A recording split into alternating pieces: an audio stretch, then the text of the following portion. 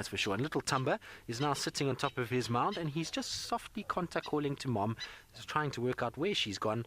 Please come and find me again, and whether or not she actually managed to kill anything. So that's why he's making these little soft calls like that, just trying to see where she's gone and where Mom is, and hopefully she was successful that he could then get something to eat. But he's got to be one of the most exquisite looking animals I've ever seen. Just the color of his eyes and the markings are absolutely amazing. And little pink nose still, which shows he's still a little bit younger. Now we know obviously that pink noses don't necessarily mean that it's a young animal, but you'll often find with young animals that their noses are a lot pinker than when they get a bit older. But there's your screenshot for those of you that wanted screenshots. That is it. Thamba saying hello to all of you and posing as best he can for all of you. There we go. Wow, that is special.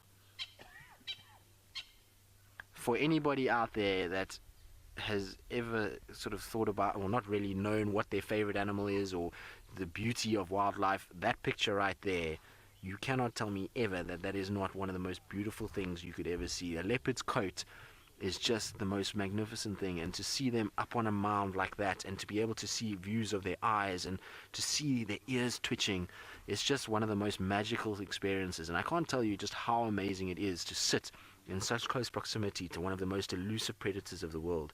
They really are phenomenal animals, and it's such a special thing to be able to do this. And I really do wish that every single one of you that is watching can experience this at some stage in your life. So not only just through Safari Live, but at some stage, by some way, that you get to experience that proximity to one of these cats.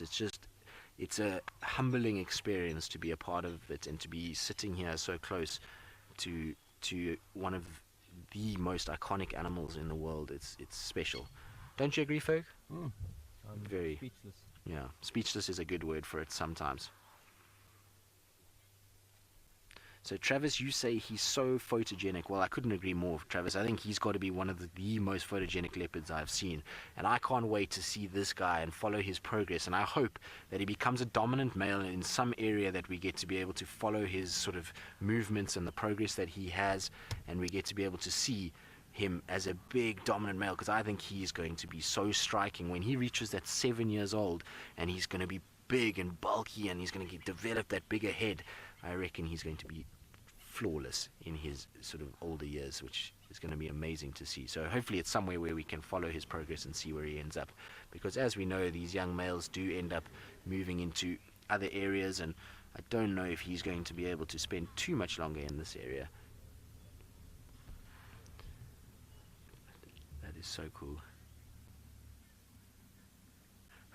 So Laurie, you say his ears are like satellites. Yes, unfortunately he does have very large ears, but he's grown into them a lot. When we first started to see him, when James first saw him, James used to die with laughter, because he used to say that the ears were just far too large for this cat's head, and he looked completely ridiculous. He has grown into them somewhat, and he will continue to grow into them as he gets bigger and older, and his neck develops and his head develops, so those ears are going to start to get smaller in relation. But those ears are vitally important for a leopard, because they move around in thick, dense areas, much like kudu, nyala, all these other animals that end up having large ears.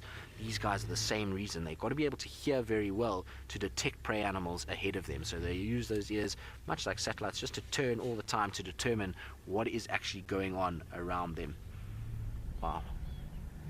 Little Thamba, you are quite something.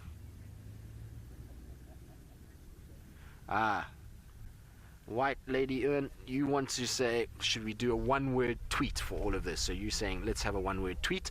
Well, there we go. One-word tweet as to what you think about, I don't know, about Thamba, or do we do Thandi and Thamba, or do we do just the morning in general? What do you think, Ferg? Oh, tough one. I don't think there's one word for this whole morning. No, there's no one word for the whole morning, but let's do a one-word tweet on the sheer beauty that is Thamba. What Thamba and this picture right there means to you guys at home. There we go, that's our one-word tweet. For me, it's, I don't know what the word is. I think it's just speechless is a good one, Ferg. I'm going to steal yours. Hello, beautiful boy. Oh, that is phenomenal. You're going to be a lady slayer later in life, little Thamba. Yes, I'm talking about you. Look at that, he's looking straight at us. Isn't that amazing? That right there is the best thing in the world. When a leopard looks at you like that, for me it looks as though they look into the deepest part of your soul, and it's almost like they analyze every little bit of you, and they work out exactly what you are, who you are, what's brought you into this place, and it's almost like they can work out what your character is by just staring at you. I don't know why I feel that way, but it feels like they're searching the deepest depths of your sort of brain and your being when they stare at you like that. Much the same as lions too. It's just a funny feeling when the two of them look at you dead on like that.